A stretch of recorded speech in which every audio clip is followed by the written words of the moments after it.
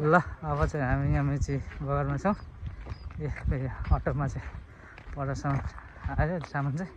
हामी चाहिँ यता यहाँ परसम्म आयो।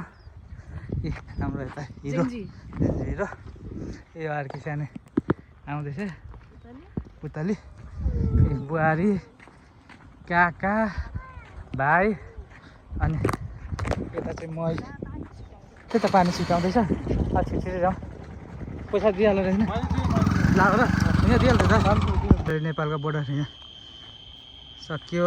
अब हामी चाहिँ इन्डिया छिर्यौँ। इन्डियाको पिल्लर भारतको मेची खोला बगरै हिँड्दै जाँदैछु।